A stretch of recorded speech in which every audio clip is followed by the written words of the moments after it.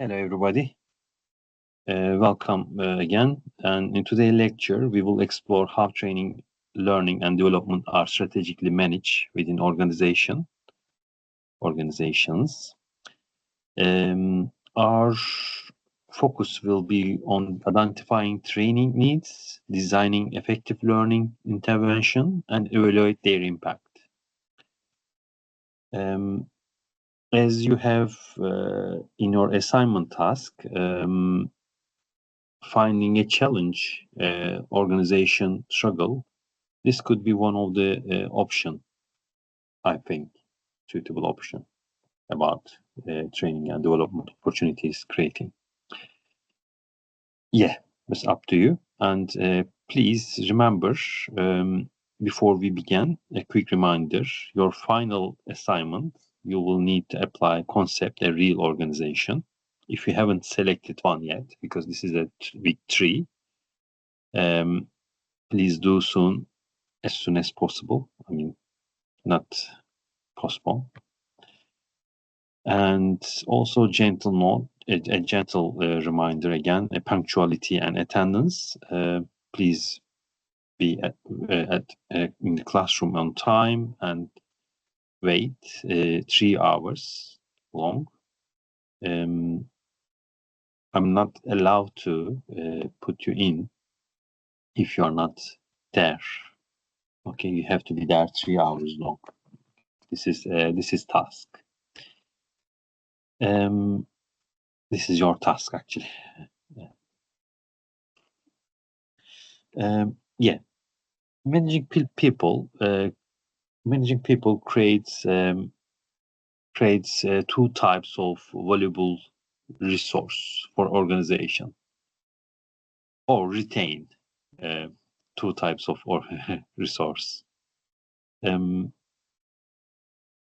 because retaining is important as well as improving. Yeah. Anyway, this is not our subject again. I just keep bringing new things. I don't want to distract. First of all, human capital. And organization benefit from these two types of capital: the knowledge, first one; skill, second one; abilities of individuals, as well as social capital, which is the network of and relationships of employees. I call sometimes collaboration. Sometimes you can say something else. Something is coming from the relation and interaction positively. That one is social capital. Both are essential for organization effectiveness, and it's impossible to dismiss them. And it is part of the learning intervention. As you can see, individual learning is important as well as organizational culture should learn as well. I'm not sure how extent we can go for that one, but today, let's see. Okay, so all of them lead us to AMO model: ability, motivation, opportunity. The idea is that employee performance depends on not only on skills and knowledge, but also on their motivation to perform, show, and opportunity to apply those knowledge and skills. Okay, this is the part I don't want to keep repeat, because last 2 weeks I go that one several times. And targeting the organizational social capital through this depends on how individuals connect and work together. Organization can build it by shaping a culture, but shaping culture is really difficult. I assure you, it is a different subject, but organizational behavior, this is another science, another section you need to aware. If you love HRM, you need to expand your knowledge through that as well. Okay, this is a part of those sections. So developing group capabilities and designing structures that support teamwork. So this is, for example, cross-functional project teams, mentorship programs can strengthen trust, knowledge, And this is kind of coming sharing across no departments.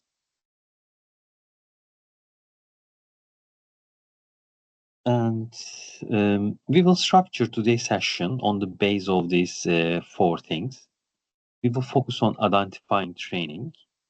This is kind of cycle, but I don't want to say cycle because later on I need to use that word for other terms. Okay. Okay. So first identify, then devise and design training, implement training, and evaluate this training. If you decide to improve or create an intervention to make better training, or if it is missing or if it is not working well, so you need to focus these steps in your assignment. Again, these are recommended readings. I offer both theoretical and theoretical grounds and practical case studies you can find. You can use them by referring properly. Okay. They are particularly useful when applying learning concept to your organization, to choose an organization for the assignment. Yeah. Starting from identifying training needs. What does your organization need?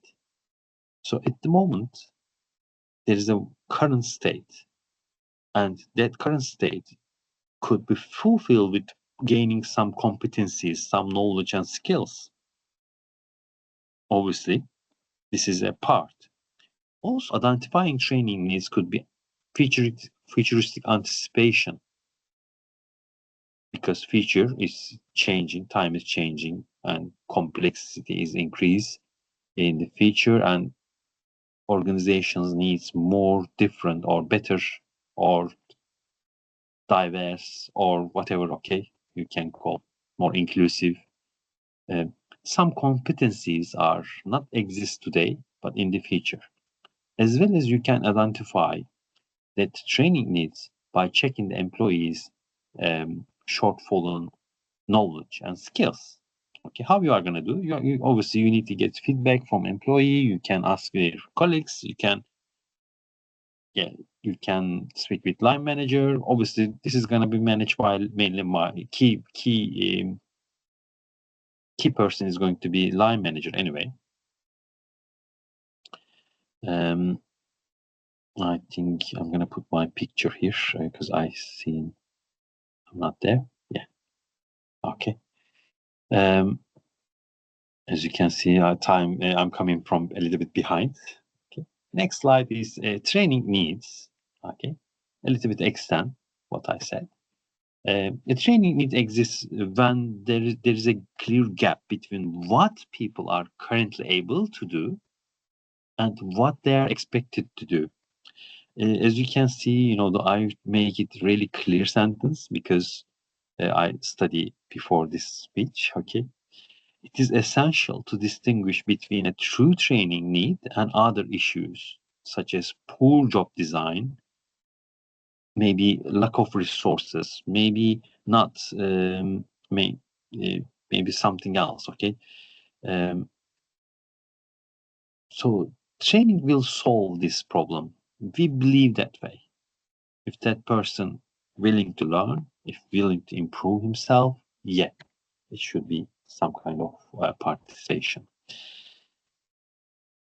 So I think Mariam couldn't fit all that needs theories, but Mark Loon, one of our professor, he used to work with us when I started my doctorate in our school.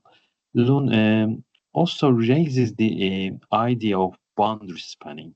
Boundary spanning is across the organization that were more strategic possibilities for innovation, and in an organization, because employees have been trained and managed multiply different environments and scenarios. A real-world example, after tragic incident involving undeclared allegiance, Preta Menger, we have an example on the next slide, hopefully. rapidly introduce mandatory allergy awareness training across all their staff. And this case illustrates how external events can create urgent and high priority training needs in an organization. In another context, in airlines, um, EasyJet airlines must, at the time they must onboard large number of temporary staff before peak travel seasons. So these training programs are designed to be intensive yet efficient, focusing on essential knowledge like safety procedures and customer service, often delivered in high structured format. So it is kind of like really fast training. So as you can see, that needs could come from external points as well as some urgencies and other stuff as well.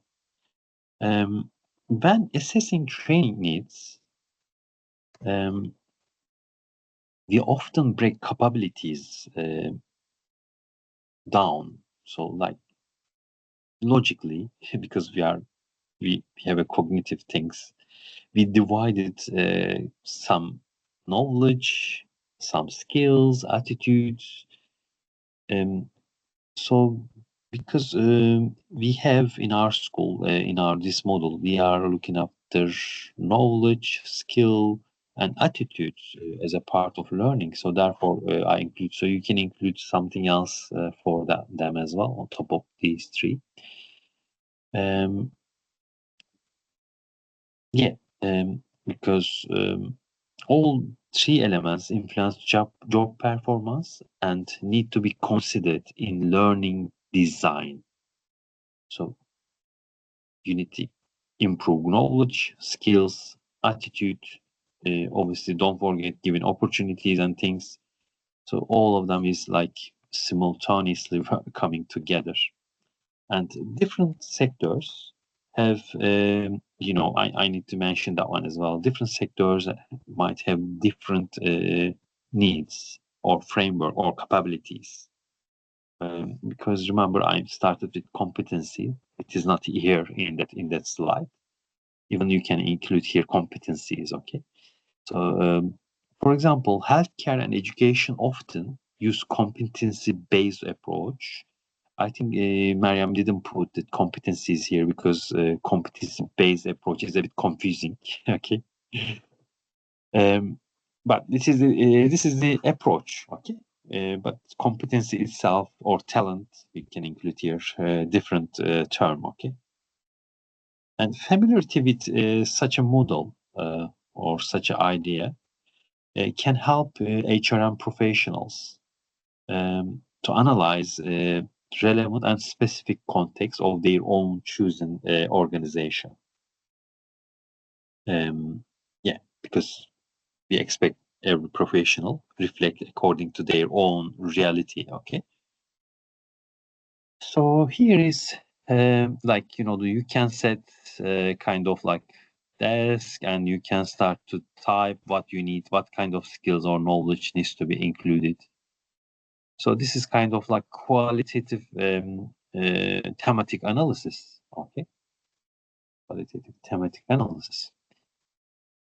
Like training needs is part of HRM and the current state as well as futuristic anticipation to decide which knowledge, which skills, which competencies, which attitudes, which technologies, what needs to be in the organization. Okay, so obviously you don't need to mix them up. You can start with small steps and you can improve that one slowly. Okay. So Marchington et al. Suggests 4 ways to that you might do a training need analysis. Let's go through them. Okay. First one is comprehensive analysis. This method is detailed and thorough. It looks at the full job role and identify where training might be needed across all aspects. While very effective, It can be time consuming. Yes, because you are checking everything, because you are not strategically picking that some strategic skills. So time consuming, and maybe it is not practical. Okay, I'm not sure. Is it possible to cover everything?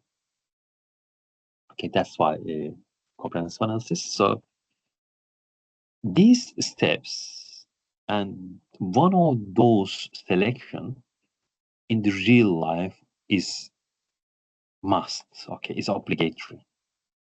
However, in assignment, uh, you can ask whether it's going to be changed or not. Okay, so I need to indicate that one.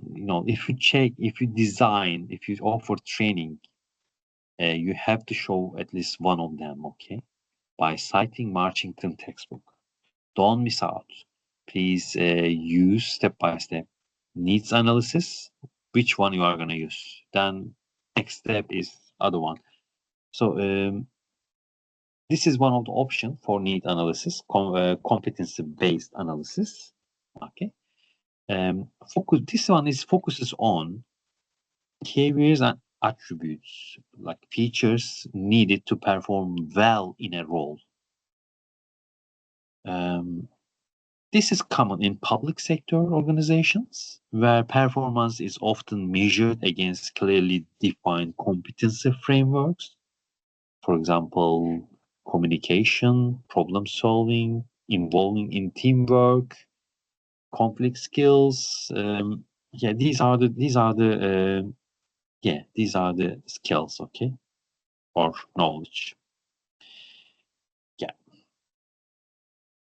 Key task analysis, next one, is concentrating on the most critical aspect of the overall. Okay, so literally it is not covering everything, but the most important one, maybe one or two. Rather than covering everything, it is really strategic way. It is identify high impact tasks where poor in performance would have serious consequences. Like if you are working in pharmacist, you are checking the prescriptions, and you need to have some skills there. Okay, so training is then designed around these tasks. Okay, I hope it is clear. And problem-centered analysis, this is the fourth one, and given. This is kind of reactive one, because when problems are acute, we are always solving, and this is nice to have that skills, solving problems. But this analysis is about bringing some idea that you have to do some proactive approach. However, if some problems are keep repeating, you might start to think some training needs to be given. Okay, such as customer for example, performance problems could come result as a getting more customer complaint, and some keep failing or errors happening. Um, Training might be the part of solution. It is a practical method, especially when organizations are dealing with clear and localized issues. And this is our step 2 now, designing training. So after finding that problem, and you can, once the need is identified, the next step is design an appropriate learning and intervention again. And this involves selecting the right formats, online, in person, off person, self learning, as well as the content inside what should be there, and the methods, and ensuring it's aligned both organization. This is really important. Organizational targets and goals. I shouldn't jump that one. Okay, or should be aligned with these trainings. Okay, you can't do something out of scope. Okay, at this point, I think before designing the training, you need to understand what is learning. Learning is in this context means a change in behavior or capability as a result of experience and instruction. Mhm. It is not just about acquiring information, it's about using knowledge and changing behaviors and expected to improve the performance. Okay, so whatever you do, it is not guaranteeing the performance, but we expect that one. We have hope.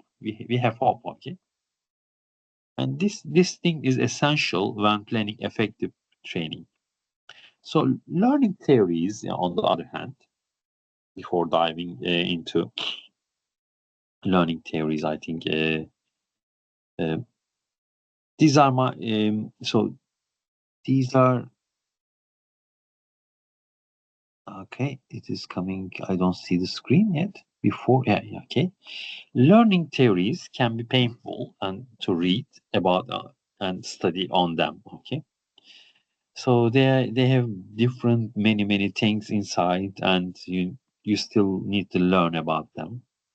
So therefore, it's a bit challenging to learn. Okay, learning, but before designing an an informed theory or knowledge or something. Okay, um, different. You need to understand different learning theories because all of them has got different perspective, and you can adjust, you can amend, you can bend them, your training design according to your people, or you can think, oh, this is not suitable for our organization, this is a lot better, other alternative is better. So kind of like critically you need to pick, strategically you need to select those options. Therefore knowing different learning theories are important and techniques are important. um, so learning theories are three learning theories in our slides here. I'm not sure where we picked them, but I think when they are not in one textbook randomly or deliberately selected from different resources, behavioral theories, cognitive theories, and constructivist theories. I think behavioral theories are really clear. Cognitive theories are really clear because we mentioned that one is about engagement, about cognitive. And constructivist theories are a little bit could be challenged, and each defines and explain what learning is in a different way. This is the important point. Okay. Okay, I can jump. Okay, next slide. No one expects you to study and remember all of them straight ahead. Okay, and you don't need to memorize. You can always come and watch them. Okay, watch this video. Okay, you can read. You can search. This is the good side of learning. Uh, so behavioral learning theory is about behavioral theories focus on learning through rewards or punishment. For example, sales staff might receive bonuses for hitting targets. This approach is useful in roles where repetition and routine are important. However, it might not be supported for the creativity or innovative tasks. Okay, so this is really clear way, and so the method is about changing theories. Like you are showing some carrot, if you allow me to say, and people are working, or you are showing something like punishment, and so this is like these theories are based on this. Okay, however, it is not always carrot or something else. This is like recognition is a reward. It is human like individuals might love not always payment, all other things as well. Okay, as an incentive. So please don't narrow down with money or punishment. Okay, this is really large and it is not our subject. So cognitive models, cognitive learning theory is about learning theories emphasize internal mental process, how learners understand, organize, and retain information. Training designed with these in mind might include structured content, opportunities for reflection, and materials that help learners build connection between ideas. So you are creating kind of cognitive process that people start to think and start to connect elements or knowledge each other. So this is part of learning. Okay. I hope I'm clear. Yeah. uh, my pollen allergies are still carrying on. Yeah. So yeah, cognitive models are talking to your mind. Okay. Um, so this is the cognitive learning styles about and experiential learnings. Learning theory is about um, learning through direct experience. Um, Mainly at work, we have been when we start to work, we have been given one person. That person is teaching you and showing you how the organization going on, and you build your knowledge with them. Also, we have other option is learning from errors. Okay, so this is like experiential learning from errors as well. Also, structured learning is called extending the idea of learning. Is most effective when it takes place in a real life and realistic context. You can have an experience at IT because you used to work in IT industry. Then when you move out to accounting sector or finance sector, your attitude or experiential learn should be adapted to the situation. Therefore, yeah, all of them at the end learning all over. If you think them as a all over learning, all of them learning. Okay. Okay. Oh, I didn't move to this slide. Experiential answer. Yeah, this one I mentioned. Experiential and contemporary theories look at how context experiences continue shape the way in which we generate new knowledge and during work. Okay, this is the just last 1 minute I was talking about this one. Learning from errors or mistakes, as you can see, happening some errors, mistakes in the picture on the right. Okay, so all of them really keeping simple and they are not connected with in our real life experiences. Hopefully, yeah, I will do some case study resources search and bring you in the classroom. So experiential learning itself divided with different segmentation, different sub-theories. Okay, so for example, Kolb learning cycle is one of them. And the next one is, I think, Gibbs learning cycle, Kirkpatrick cycle, and keep carrying on. Okay, anyway, we will come to them. Cope, Cope learning cycle is about experiential learning again, boost on showing that learning is a process involving 4 stages. And concrete experience is a start point, reflective observation is the next one, and abstract conceptualization is third, and active experiment is the fourth one. So effective learning activities usually involve all these 4 elements according to the course. And his theory is telling us, for instance, a workplace simulation, followed by reflection, and feedback can help solidifying learning. So this is learning, okay? I think simulation is not worldwide learning opportunity because it's a bit like paid and expensive, and organization doesn't want to use those kind of learning. They are mainly given some coaching or mentoring task or shadowing people to teach. But however, I'm not dismissing the importance of shadowing or coaching. This is like, simulation is part of learning, but it is not worthwhile at the moment. Okay, that's what I meant. So communities of practice is another one. This theory highlights the value of informal learning. So this is part of like learning each other and coming to mentoring and coaching as well. But this is you are learning in a group or from your colleagues. So this is kind of a part of this.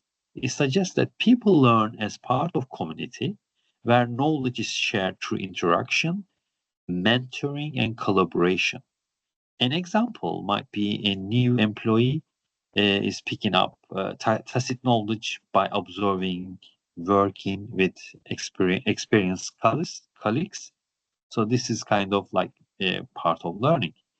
Next slide is going to be about your choice, choosing a learning theory. Which one you are going to choose, cognitive behavior or experiential or straighted learning. It's up to you in your assignment. Please be humanistic way and be precautious on your selection in order to get high grade, because it is one of the part. Okay, you need to give some robust, convincing idea. If you select the training as an intervention or challenge in the organization, and you need to go through all of this, and you need to select them strategically and comprehensively. Okay, I think categories or theories are here. Another one, training methods are, and how we are delivering is really important. And there are many ways to deliver learning, from classroom-based teaching and coaching to e-learning and simulations, or each method has got their own strengths and obviously disadvantages as well. The choice depends on learning objectives, available resources, and learners themselves. When you design the learning, you have to show what kind of method, what kind of delivery you are going to do. Okay, don't miss that one out. Okay. And strategies, process, and techniques for learning and development. So, by the way, I need to mention that one. I think we used to call HRD. Now this is more modern name is L&D. Okay, human resource developments is called nowadays is learning and development. Okay, this is the one. And here you can see wide range of learning in the slide. Some are formal and structured, like classroom session, apprenticeship. Others are informal, such as mentoring or job shadowing. Effective training often uses a blend of these, depending on context. Okay. Obviously, you can choose kind of blended learning as well. Okay. Yeah. This is the end of that slide. Will I able? Oh yeah, we come to step 3. Implementing strategy, implementing training.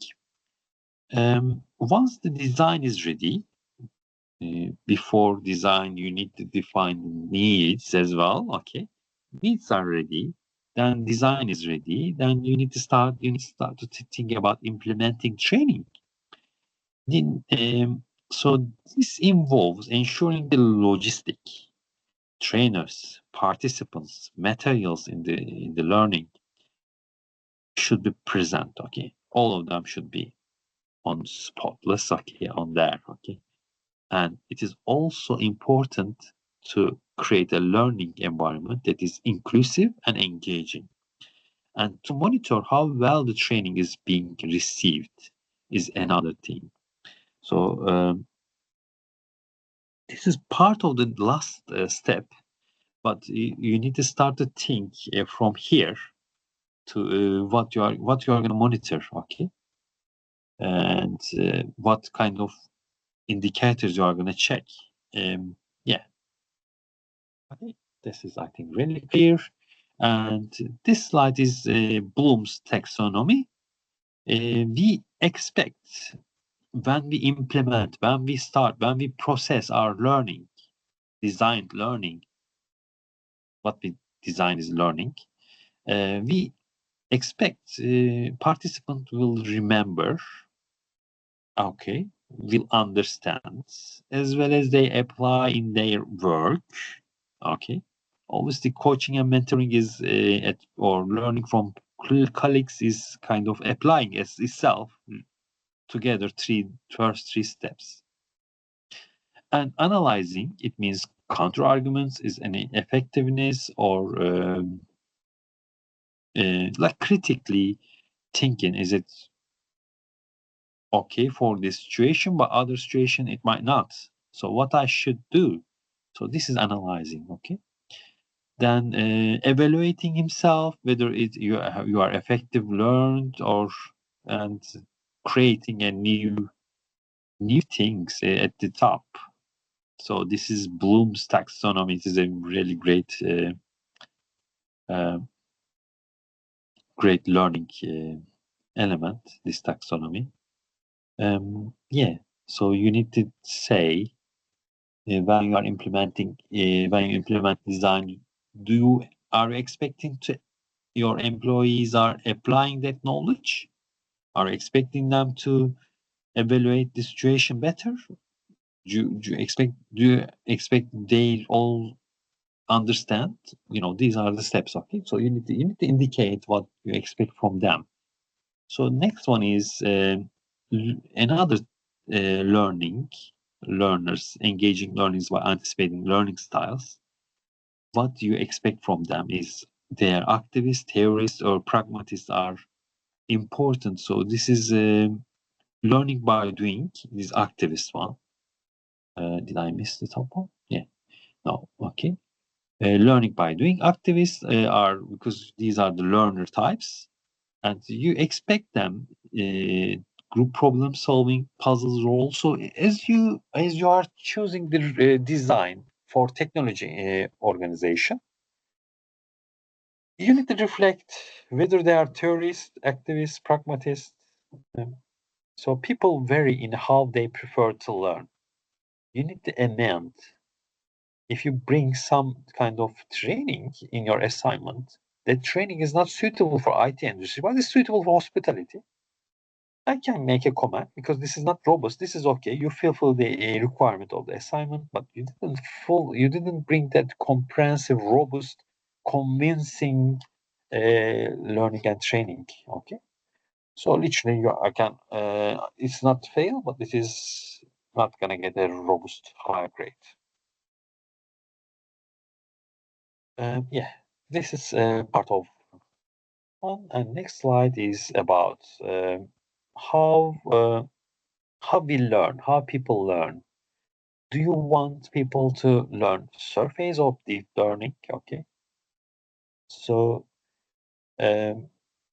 surface learners, just enough work to reach appropriate level. And deep learners are intrinsically trying to add a value, learn, embrace the subject, and interest in learning. Okay.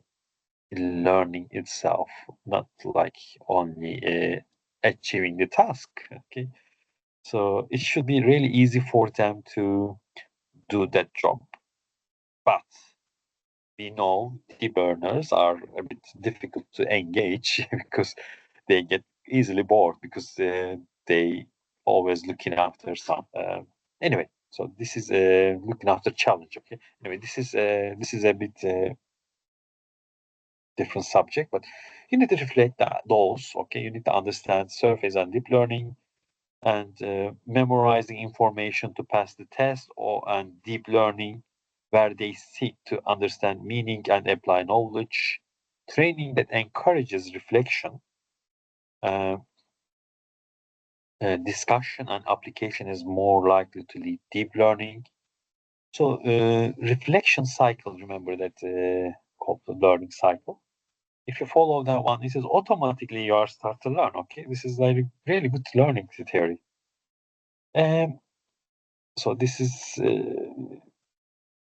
I can suggest use, but it doesn't have to be. There are other alternatives as well.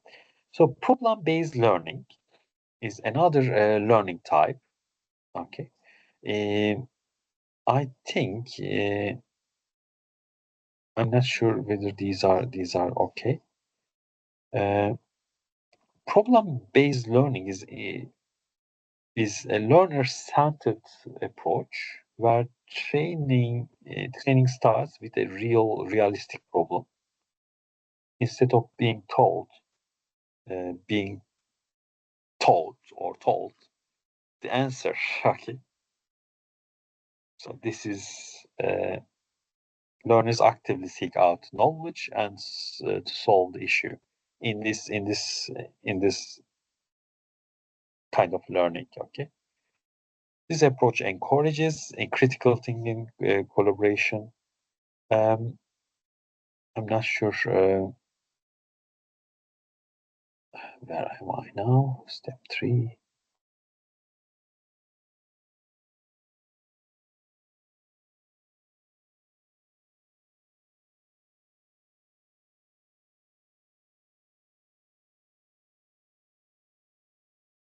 The problem-based learning came from healthcare 30 years ago. There is a history. Trainees are told to inquire, use theory, and apply skills to solve a clear problem. Okay, so this is still happening in healthcare industry, because even in their formal education, nurse education or healthcare education, they have to do reflection. They have to do this kind of evaluation and analysis. So some disadvantages. Does it encourage students to questioning things or just follow the prescribed patterns? So this is the challenge, because we want students, or we want learners to evaluate and be creative. Okay, at the top. Okay, uh, from Bloom's taxonomy, because I don't want to I don't want to jiggle around and show that slide. You can always go back and check it. Um, Sometimes the problem can be too large and overwhelming, so therefore it could be unsettled by you or by learners. Sometimes learners just dive head on into an activity without using anything they were taught. This is called plunging in bias. Um, so yeah, because this happening. Another type is uh, coaching and mentoring. I think I jumped one slide. Yeah, sorry for that one. However, that problem-based learning, depends on how you use virtual technology to immerse the trainees in the activity. Videos, storytellings, and online characters can really enhance it. So these are really helpful. What if you get the student designing the problems as well? Um, yeah, even they kind of like embrace this problem and they design the problem, and why so they can they can understand really deeply. Okay. Coaching and mentoring, this is another learning type. And so kind of advantage. So these are slightly different meaning, coaching and mentoring.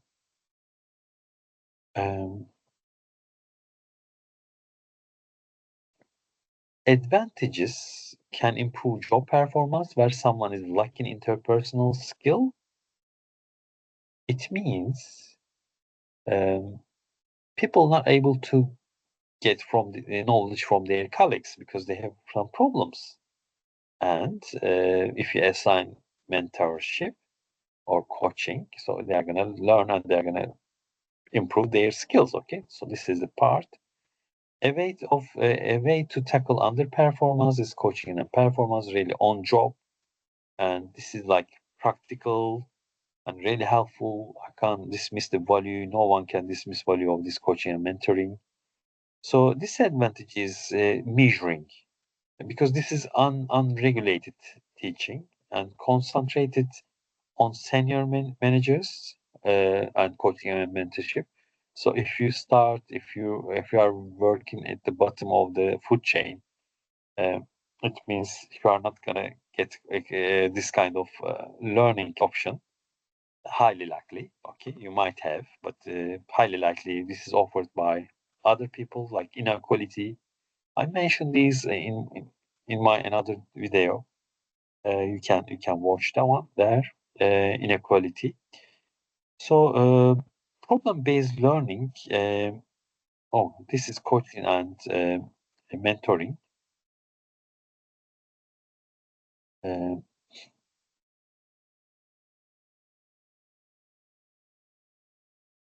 uh, Coaching can be highly effective for improving. So what is the difference? Coaching can be really highly effective in improving specific skills and confidence on on the goal achievement. It is practical, useful when employees are transitioning into new roles or facing practical challenges. However, it requires trust, clear goals, and time investment. If you have a rush, if you if you rush this kind of learning, or if you plan, this is really poorly planning, it's not gonna affect you're not gonna get impact effect better effect. Okay, so one of the challenge in coaching is or mentoring is uh, when this is like overload. Okay, mentors or coaches are themselves may experience role of overload, especially when they ask to support others while managing their own responsibilities. So organizations, or you need to be aware about this one. You need to be always critical on your terms. Um, so this is the mentoring positive cycle. What the mentors? Okay, I think I sum them up really quickly. Um, if they don't get enough support, then they have less job satisfaction. These are mentors and supervisors. Okay, and reflective activities have also become well known.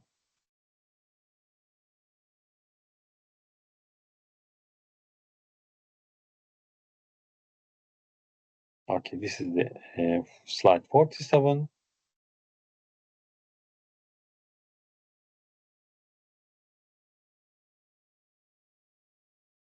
Donald Sean concept of reflective practice encourages professionals to think critically about their experiences. Reflection in action happens during the activity.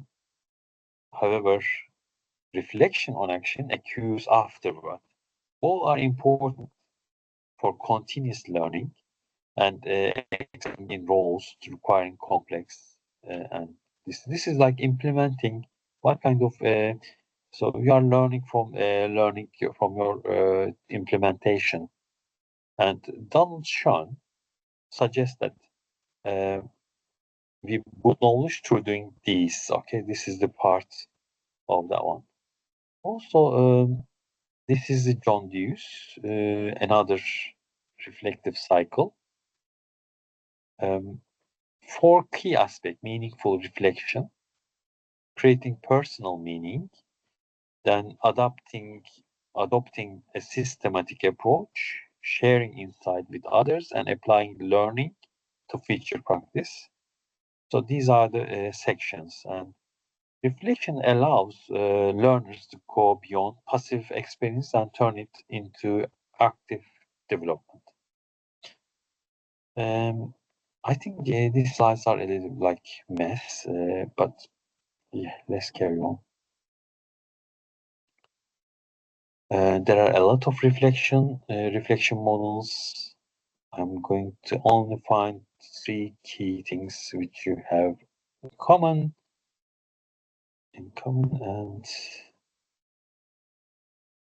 most most reflective models share common elements. They begin with experience, move through analysis and evaluation, and lead to conclusion. At the end, you are expecting them to people, learners, act accordingly. The idea is not just to think about what happened, but to understand what it happened and how the future anticipation can be improved. So first one is Gibbs cycle. So I don't want to, because these are the basic experiencing and reflecting what you have. Cobb cycle, we just mentioned that one. That's more, I said this is a bit like mess. This is, yeah, this is the putting three cycle together. I'm not going to evaluate them.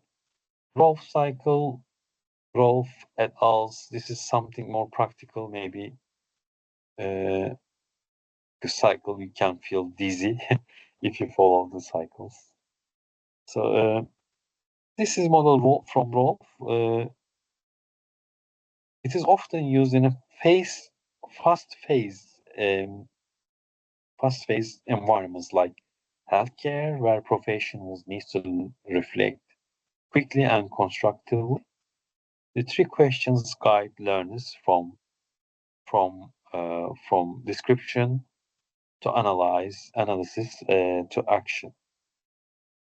Describe what happened, explain why it happened, tell us what you have learned to do next time. I think I may ask you one of the reflective cycle. I may ask you to use one of the reflective cycle in using AI tools in your assignment. Remember, I mentioned using and showing them in an appendix clearly. Yeah, I think this is a part of my extra. So evaluating, this is the last step, is evaluating a training program, and and the final stage of the training cycle is evaluating. Okay, first one needs, then design, then implementing, then evaluating. Evaluating should be linked to what some of the outcomes or some of the indicators, whether learning intervention is met what you intended to. So this step is essential for accountability, to convince your boss, to convince me, okay? And in order to improvement in the future about your training program, you need to always evaluate them. Okay, it's a bit strange. Okay, evaluating training to improve it. Okay, to evaluate more better. Yeah. So evaluation should be ideally built into the learning process from the start. Okay, so first you need to check whether it's impact there. Remember, I always say, if you want to improve engagement, for example, you need to check with reliable resources, with a questionnaire, with interview before. And I would like to see that those questions and some of the examples, what they are. I have to see that one in your assignment.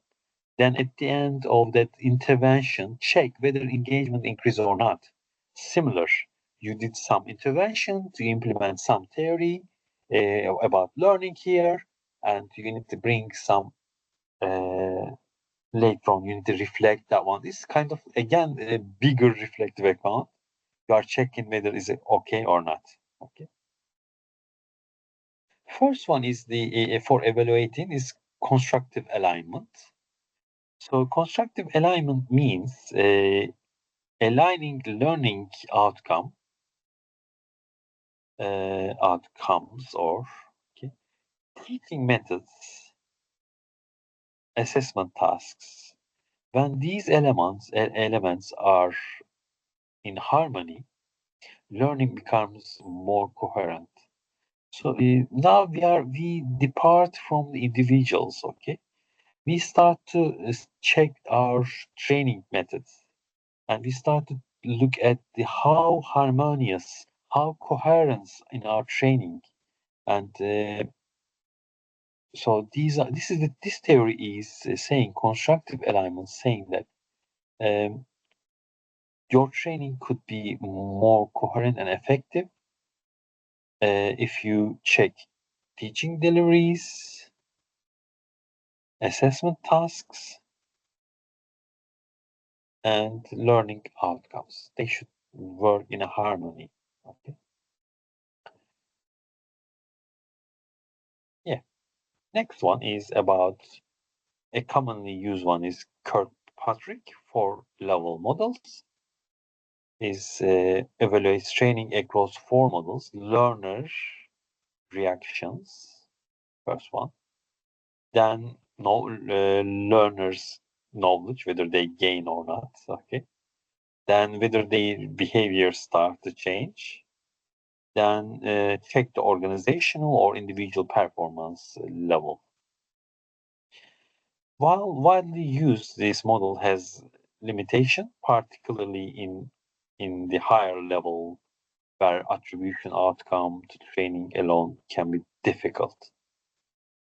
Yeah, like big CEO, when you train the CEOs, how you are gonna measure their learning outcome. Right. This is training methods. Okay. I'm not sure whether okay, I don't see. Yeah. Uh, Sachs and Belcourt surveyed 150 members of Canadian Training and Development Society and found the following. What you do before and after the training is much more influential on likelihood of training transfer than the content of the course itself. Uh, so, this study shows that although many learners enjoy training, only about 1/3 apply the new skills consistently over time. So this is outraging, isn't it? You invest something, you design the training, and you see results are. So as I earlier say, when you are doing everything nicely and well, you are at the end you are just expect you have only chance to hope they are gonna change their behavior. So this is the part of the business, okay, managing people, because people are looking different and they may not resistant, stubborn, or whatever. Maybe they find this is the picture from our video record. Remember from last week. So I learned absolutely nothing, and it was everything that I thought it could be. Okay, I learned nothing. Okay, says so. This highlights the importance of post-training support. So and you need to ask people to um, encourage them to use to make it better. I've seen that one in my private, the experience because every 2-3 years our accounting system is changed when I used to work in private industry. Because upgrades, because of new technology, because they implement new DNS or something else, okay, whatever. Every year they do some changes, and I seen my employee resist, and they wanted to do uh, all all things with their old-fashioned way rather than using new technology or short ways. Okay, even though they have training. Um, so post-training support could be done by like follow-up sessions. Maybe you can bring some coaching or reminders. So just you need to reinforce application in the workplace of these new things. Okay.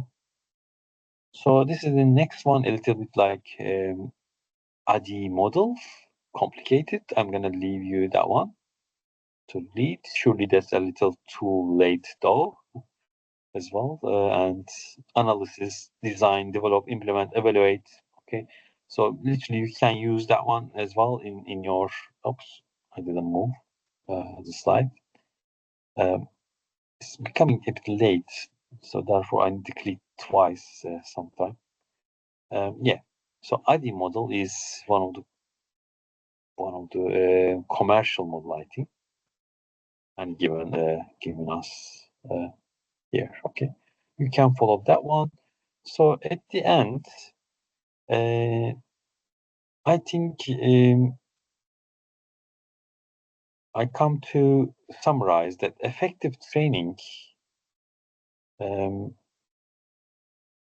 effective training involves 4 stages: identifying needs, designing the intervention, implementing, at the end, evaluating the outcomes. When all of them done well, this cycle helps ensure that um, learning is not only delivered but also retained and applied. So if you select this kind of anticipation, this kind of intervention in your assignment, you will able to chance to apply these models, and I would like to see them as well. And that's bring us to end of today session. If you have any question, please raise in the classroom, or if you have any comments, please share your comments or questions in the thread of this chat, this video at the bottom of this thread. I'll try to reply you.